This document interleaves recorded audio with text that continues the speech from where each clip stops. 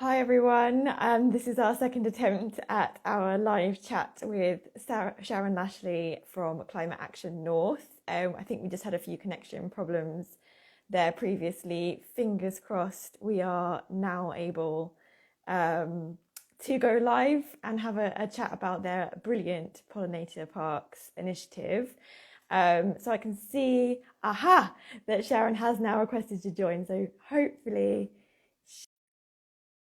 to join the conversation. Oh, it's thinking about it. Yay! Hi! Moved outside. See how really windy it is at the moment. So I've moved outside just in case I'm having issues. If anyone can hear me, hi. It is really, really windy, Sharon. I don't know if there's somewhere you could stand behind to kind of block out some of the wind a little bit. I can try. Hold on, Yeah.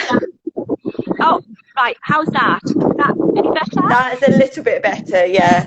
Just if you hold it quite close to your face, I think that's probably the best thing. So hopefully we'll still be able to hear you. This is the wonder of live engagement. So I'm very excited that you're able to join us from the field. Yeah, literally. I'll go around. I'm moving up. I'll go around into the garden where we've just been planting this morning, and I'll try and get sat next to the wall where it might be a little bit quieter. I don't know whether that's any quieter. Oh, that does actually sound a bit better, I think. I think that blocks out some of the wind. Yeah. Okay, right. So thank you very much for having me on into the live. I am on location at a place called Dalton Park, which is a retail park on the northeast, kind of on the northeast coast. So we have planted about 360 plants this morning. Wow. For a combination of plants for birds and plants for butterflies and plants for bees and highly coloured plants, so you get a lot of purples and really good colours for the pollinators to land on. You can see my hands are pretty filthy. Evident. Yeah, and it's because I've used my hands, because I feel that there's a lot of benefit in handling soil. So we're really big fans of handling soil, and the benefits that you get from actually planting physically and not wearing gloves. So we're pretty brave today, and it's pretty mucky. I'm going to have to sort of really soak everything tonight, but it feels good. So so I mean, I can give you a quick sort of quick round of what it might look like if you can see it. I don't know whether you can, but I'll give you a wonder. I can see you're sort of out the back of a shop, and yeah. Well, I can tell you a little bit about that if you want me to. But if you want to ask any questions about Climate Action North and what we do, then please do fire away. I'm happy to. Yeah, I mean, it would be lovely to know a bit more about you and kind of what led you to setting all this up, and what inspired you to start it, really.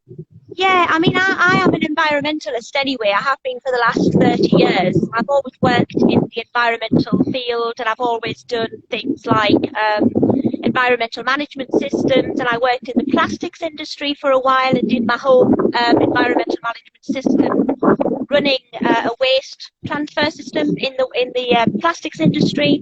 So I trained to be an environmentalist, and I now run my own company and have done for the last 7 years. So I am an environmentalist specialising in renewable energy and waste. And in 2017, I always had this dream and vision to give something back to the community and be able to set up a community interest company or a social enterprise that would be able to do that. So I set up Climate Action North just from literally from on the back of my own business, and approached 2 other directors who are on board with me now, which is Julie Harrison and Jennifer Claire Robson. So we have 3 directors in the community interest company, and that's what we do. We basically take action on climate change and channel some of that energy that we have and the absolute passion that we need to do something about, acting in the climate emergency. And that's what we do. We channel that energy through the community interest company and social enterprise and work with businesses. So they gave us money, really, they give us money to deliver projects like this, and projects like our new Global Wilds project. We have funding from corporate businesses to deliver action-based projects for climate change. So how do you go about sort of making those connections and forming those partnerships? Because I think that's something that a lot of people would really like to know how to do, because it's not something that is something that everyone would feel sort of comfortable kind of starting something like that. Yeah, it's not something that people feel comfortable doing, because it's mostly to do with I have been on this planet a long time. I'm sort of in my mid-50s now, so I'm not shy. I'm not shy about asking people for money, and I think there's something to be said about being quite forward and confident. I suppose it's confidence in what you believe in, and I think that then gives us the ability to approach our business networks. Obviously, we have an extensive business network with 3 business ladies that have worked in business for a long time, and we have an extensive network. So I think it's about approaching businesses who need help with their own climate emergency plans. So obviously you've got, local authorities have all declared climate emergencies. Businesses are starting to declare climate emergencies now, and they all need to do something, and the only way that they can do something is translate that into real action on the ground. Yeah. So because we've got expertise in doing that, in terms of getting access to renewable energy, for example, and helping bring their carbon footprint down in that way, and formalising sort of transport plans, we go in with the right approach. So we say, what we're doing here can help you achieve, for example, we're doing life on land at the moment, we could be doing SDG 15. It's about, targeting the sustainable development goals as well, and saying, what we can do, how we can help you achieve what you need to achieve. And it's fun. It's fun to be out with us volunteering and in the freezing cold, to be planting. It's character building, I think, to be out, and we get a lot of corporate companies who come out. We've got a lady here today, Louise, has just walked past. She's the lady who works at Dalton Park, so she's just donned her, a coat and a hat and scarf and everything. She's going to come and plant some of the plants. So it's about physical tasks that are appealing to businesses, I think, so they can feel that they were going to do a really good activity to help with climate change, but also to have fun doing it, and then to take a bit of ownership. So this garden here today is about 50 square metres, and we've planted 360 plants, all of which will help pollinators. We have a willow butterfly, which I'll be able to show you in a second, which was put in by a willow weaver. So everybody on this business park, this retail park, will see that garden, and we'll see that, this organisation has made an effort to help pollinators. So I think that's how we go in with that kind of approach. But you have to get your approach right, and it has to be right for that company. It isn't a one-size-fits-all, as you know. Companies are very different responsibilities and actions that they need to take. So we just basically tailor the activity to whatever company aims and objectives are, and what they want to give back. And ultimately, it's all about helping their carbon footprint and giving something back to the community. Yeah, that's brilliant. I think that leads us quite nicely on to you telling us a bit more about Pollinator Parks, and maybe showing us what you've done this morning. That would be great. Pollinator Parks was it came out of my head one day when I was driving to this particular Dalton Park retail park, which is on lockdown at the moment, by the way. There's nobody here apart from people who work in the nearby McDonald's, and there's some construction work going on over the other side here as well. So we've only had 3 people on site this morning, because we're obviously working to the rule of 6. But Pollinator Parks came out of me seeing a queen bee on the retail park, and I had no idea where she was going to land. There was nothing for her to land on. I just thought, there are hardly any flowers there weren't even very many dandelions. There was hardly anything for her to land. So it got me quite worried about the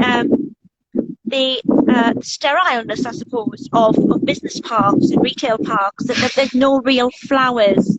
And it got me thinking, well, I was a big fan of rewilding. I still am. You know, I still run a lot of activity and events in the northeast here about rewilding in all of its forms. So I thought, well, how good would it be to rewild the North's business parks? Why not? So that's what we decided to do. So we set up this initiative or a program called Pollinator Parks, which is all trademarked now, and it was all about, you know, helping business parks to become more appealing to pollinators. And we're not just talking bees, we're talking moths, we're talking hoverflies, butterflies, and birds even who could pollinate. So how could we make them more nature friendly? And that's basically what we came up with. We came up with this initiative and went to the one at Sunderland where we did our first pollinator parks, which thankfully I think you featured on your blogs as well. Thank you for that. And they gave us the land, the money, the volunteers, and the energy, I suppose, to just say, take that land, rewild it how you wish, and let's just see what happens. And the first thing we did was tell them not to mow the grass. And today here, we've identified a whole semicircle of, we've pegged out a whole semicircle which will not be mown. Sorry, the whole semicircle in the centre will not be mown at all. And it will only be left for nature to take its course. We understand there are bee orchids in there as well. So if it's not mown, the bee orchids should show themselves as well. And we've left a 2-metre perimeter around the edge of the garden for people to walk around. So eventually it'll be a garden that people can actually walk around. And the idea of the butterfly as well is a brown Argus butterfly, which is synonymous to this area. And we've got dingy skin butterflies on the side as well. So we wanted to put something that was representative of, you know, the wildlife that's on this site. Getting very windy. I don't know whether it's starting. Yeah, it is. Yeah, I don't know whether I can take you on a wander, but we might not be able to hear you, but we can have a little look. It might just be a little look in terms of I can take you on a walk. Bear in mind, there's not much to see at the moment because the 360 plugs that we've planted are anything from, I mean, they are literally like this. You know, this about that size. This one is particular ragged robin. We've planted ragged robin. There are a massive amount of species that have gone in, but they've all been planted straight into the grass, straight into the ground. Not actually, no soil dug out. It's a no-dig approach. So we've just basically put them all into the soil, into the grass. Sorry, and then we're just going to leave everything else and see what comes up. So I'm going to just try and take you on a little tour. I'm sorry about this, very windy. But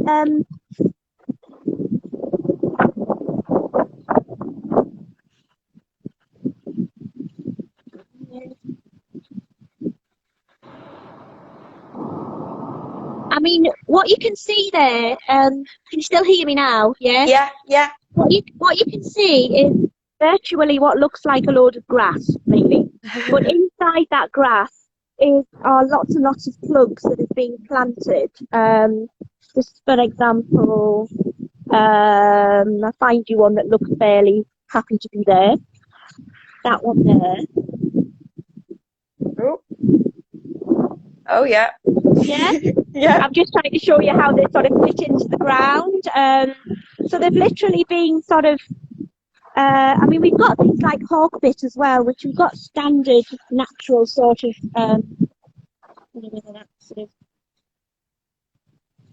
you know, we've got all sorts here that we've identified anyway that will prosper. Will really sort of, I'm going to go back to my quiet area because it's very, very windy out here. Yeah, we've had a question from someone who's watching, and it's about the funding for the actual seeds and the bulbs and things. Now you mentioned that obviously in Sunderland, that was funded by the retail park. Is that basically how it's worked everywhere, or who funds the seeds? Yeah, exactly. I mean, what we've done as well on this particular site is we've, for want of a word, we've scarified quite a lot of the area as well. We've made a big, sort of like about a 3 or 4 metre square of scarified grass, and we've put in some yellow rattle seeds as well. So the people who know yellow rattle will know it's really, really beneficial for pollinators as well. So we put a lot of yellow rattle in. But everything that we buy from British Wildflowers, by the way. We only buy British native wildflowers at the moment because we want to keep everything native. And also, all of the money that we get comes from the sponsors. So basically, we utilise the sponsors' money. We pull together the project, which is all properly done. I mean, the guy you can see over there is lying on the ground at the moment, but Phil is our ecologist. We do a lot of lying on the ground here because it's kind of nice to be in touch with the earth.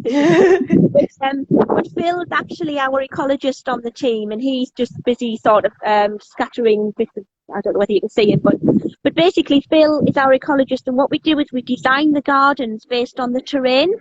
So this particular garden, for example, it's a very, very windy site. We get a very, very strong westerly, and it is starting to rain now actually. So it's very exposed, but you can see there is and I'm sat next to it, there's one kind of like a dry stone wall all around the garden. So low level it would be quite good. But yeah, all the money comes from the sponsors, and we are able to design the garden based on what kind of pollinators we already have here. So we do surveys, kind of like an environmental impact survey. So we're not basically putting in a load of plants that shouldn't be there. We're complementing what's already here. Now, Dalton Park itself, if you Google it, it's actually surrounded by the old mining community. So all of these really big hills that you see in the distance are all mining slag heaps. That's what they are. So basically it's all the spoils from the coal mining days, and also the park was built, and used some of the spoils as well. So the soil is really strange. But this bit of soil where we are here, underneath this bit of grass, is actually quite good. So we have to test the soil as well to make sure we get the right plants. Yeah. So that's all part and parcel of the process, but sponsors pay for that, and they like the idea that we design the projects the right way, so that I suppose it gives the project integrity. We see that the projects are designed properly, and that they are going to be sustainable for years to come. What we planned will last a long time, and then the best thing, the most exciting thing, is just to wait and see what happens. So we can't wait to see what happens next spring with what we've just planned. So we will come and tell you all about it, obviously, because it's very exciting to see what comes up as a result of what we've just planted today. Yeah. We're probably going to have to wrap up quite soon. There's one more question from the audience, actually. So can you plant a wildflower pollinator park at any time of year? We prefer we don't normally plant in the summer. I mean, obviously anyone will tell you that the best time for tree planting is around about now. We only ever plant in the spring for a spring planting for a summer autumn garden, or we plant now for next spring. So we never plant through the year, not really, not for us. We tend to concentrate on an autumn plant or a spring plant, and that's what we try and aim for, because we just feel that the plants are fairly dormant as well at the moment that are going in, and obviously if we were planting trees it would be a lot better. But saying that, I am not an ecologist or a horticulturist. I take advice from my expert over there. I'm an environmentalist, so I make the connections between what we plant on the ground towards climate change and rewilding, and if it's tree planting, we talk about sequestration and everything else that goes with it. But I think we prefer spring planting and now. Yeah, brilliant. Thank you very much. It's really, really amazing initiative. I think it will definitely inspire a lot of people. And just kind of as a final thing, you mentioned obviously it's something that you've trademarked, but I think it's something that a lot of people would want to see in their own community. So I guess kind of as a final thing, how can people do something like this in their own area? How does it work? Pollinator Parks is something that we've done as parks and retail parks. However, what we are getting a lot more inquiries about, and please do come through to us and have a chat with us, because we're getting a lot more inquiries about how we can adapt pollinator parks to our new global wilders. We've got a new initiative called Global Wilders, so we are going to think about more community rewilding. So there will be a lot more community rewilding and a lot more pollinator parks. We do also have connections with people who develop pocket parks as well, so more than happy to share that information. But to me, it's all about inspiring people to take action in any form. And if it means, working with us, or we'll give you some advice on how to set up your pollinator park. But yeah, work with us, find out anything you can about wildflower planting in general. But we prefer, that is just our preference, we prefer to plant native plants. But, lots of plants are great for pollinators. So I think it's about, you may not have the opportunity to buy British native wildflowers, but you might have the opportunity to buy a mix that is not necessarily. So I think it's about, just try and do what you can, really. So certainly connect with us. We're happy to chat all the time. We're happy to have loads of volunteers as well. If anyone wants to volunteer for any of these projects, we're happy to have people planting with us as well. Brilliant. Well, thank you very much for your time, and I think you did really well considering how windy it is. If anyone would like to read anything about Climate Action North and the work that they're doing, you can check out the initiatives page on our website, or search for Climate Action North. And thank you very much, and good luck with the rest of the day. Okay, thank you very much. Bye, Thank everybody. you. Bye. Bye.